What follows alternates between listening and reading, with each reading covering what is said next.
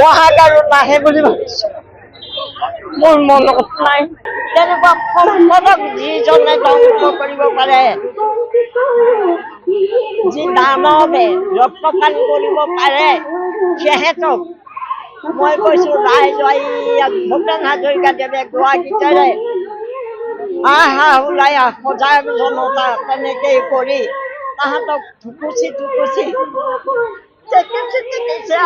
চাৰি মাৰিবলৈ মোৰ মন গৈছে। মই দেখি থকা আকাশখনত নাই, বতাহত নাই, পানীত নাই, মোৰ দেহ মন কতোৱেই নাই।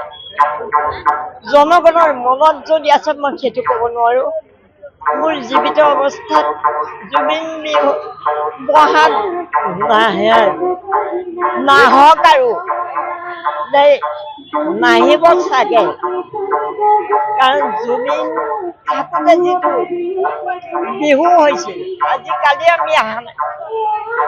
ৰাতিপুৱালৈকে বিহু উপভোগ কৰোঁ, এজনী চটফটীয়া গাভৰুৰ দৰে টোপনি ক্ষতি কৰোঁ, ফূৰ্তি কৰোঁ, তোমালোকৰ নিচিনা ল'ৰাবিলাকৰ লগত ধাৰ ধেমালি কৰি।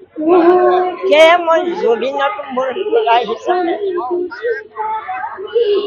ভাল পোৱা নহয়, সি অসমৰ স্ৰষ্টা সৃষ্টিকাৰো। তেওঁ এজন শিল্পী হয়, তেওঁ নিজে ডাঙৰ এটা শিল্পী, গতিকে তেওঁ তুলনা কৰি কথা কোৱা আমাৰ সাহস নাই। আমি মাতৃ হিচাপে সদায় কামনা কৰিম তেওঁ য'তেই নাথাকক এই অসমীয়া ৰাইজক তাৰ পৰাই যাতে আশীৰ্বাদ বৰষণ কৰে আৰু নিৰ্ভীক অন্তৰে যাতে গীত গাইছিল, যেনেকে কথা কৈছিল, যেনেকে গৰজি আছিল, সেই গৰজনীটো যাতে তেওঁ আঁতৰৰ পৰাই দি থাকক। আমাৰ উঠি অহা প্ৰজন্মই যাতে সেইদৰে নিৰ্ভীকভাৱে থিয় হৈ থাকিবলৈ যুঁজিবলৈ শিকে। যিকোনো দিশত, সাংস্কৃতিক দিশৰে হওক, ৰাজনীতিৰ দিশৰে হওক, কৰ্মৰ দিশৰে হওক, ইত্যাদি ইত্যাদি। মই ইমানখিনিকে কৈছোঁ। মোৰ জুবিন সম্পৰ্কে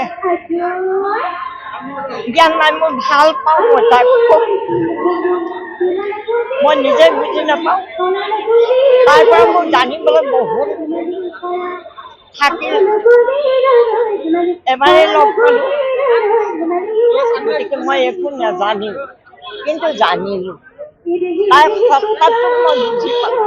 সেইকাৰণে এয়া বিহু মূৰ্তিটোক লৈ আজি আমি ইয়াত উপবিষ্ট হৈছোঁ। গতিকে ইয়াতকৈ আৰু দুখৰ কথা কি দেখিব। তেনেকুৱা সম্পদক যিজনে ধ্বংস কৰিব পাৰে,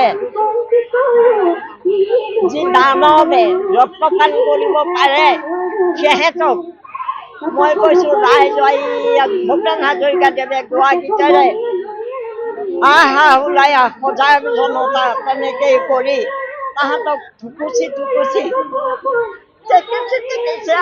চাৰি মাৰিবলৈ মোৰ মন গৈছে।